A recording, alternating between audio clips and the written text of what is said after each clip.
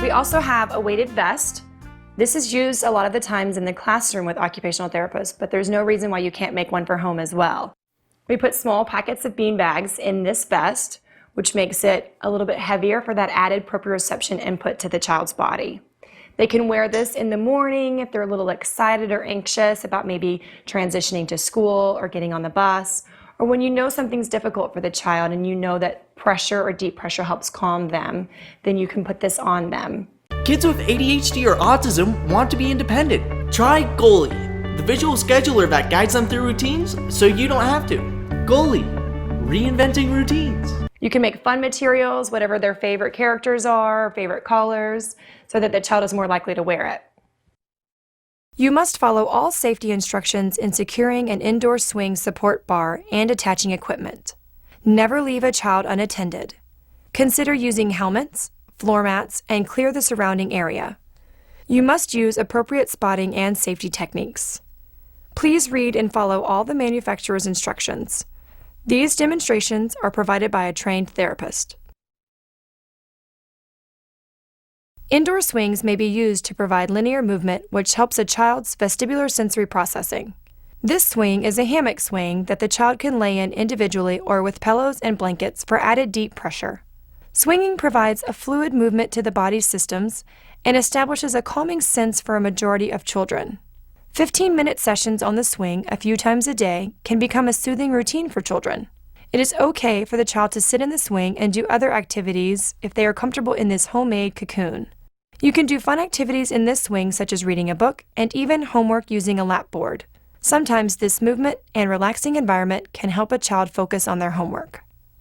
These sensory fidgets have many uses. They motivate kids who are tactile defensive to experiment with different textures. Their textures range from slimy, soft, and squishy.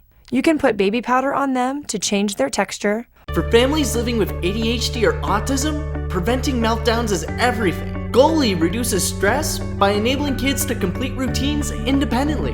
Goalie, reinventing routines. Or put them into tubs of rice and beans for the child to get multiple sensations at once. Some of the sensory fidgets are for hand strengthening. Blowing bubbles is a good oral motor exercise. This squeeze tube is also good for tactile defensive children who don't want to get their hands wet.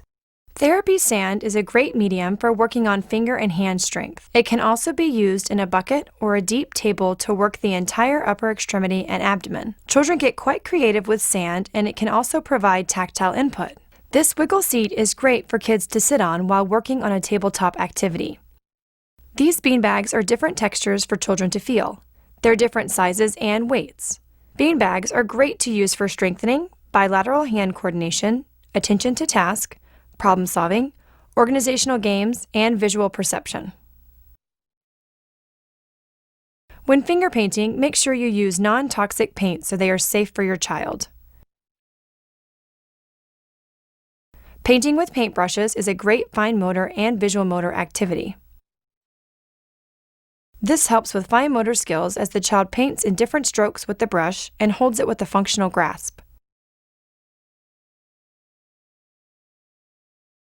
Let your child be creative when they are making art projects.